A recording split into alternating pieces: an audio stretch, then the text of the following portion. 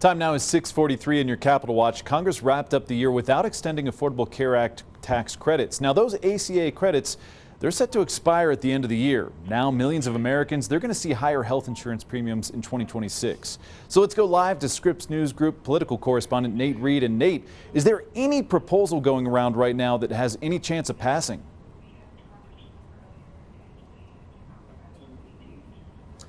Yeah, Tony, there's a whole lot of proposals, at least among Republicans on Capitol Hill. Some Democrats have signed on to some of them, but the reality is none of those proposals have enough support to pass or become law, at least for right now. And ultimately, Congress did leave yesterday. They left D.C. without any solution to these escalating premiums that so many Americans on the Affordable Care Act are going to face, given that Congress has just not acted on this issue.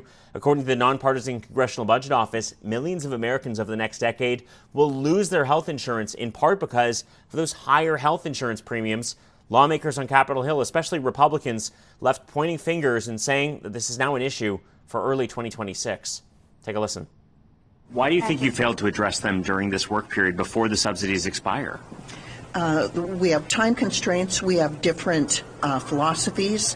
There are different ideas. I think there's still some good momentum around the idea that we'll extend the premium tax credits, that we will stop the fraud, that we will cap who's eligible so that we're not subsidizing millionaires.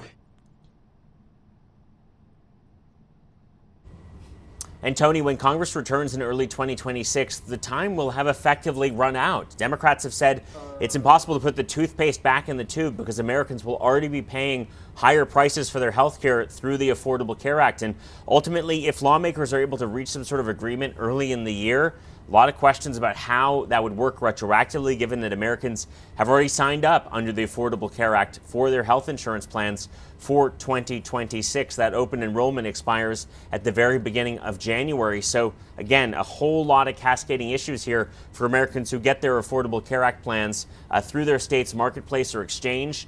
Also a big question about whether, Tony, this will just be an issue for the midterm elections, whether Democrats will run on the issue of affordable health care, Republicans looking to do something to counter those higher prices and deal with the issue of affordability.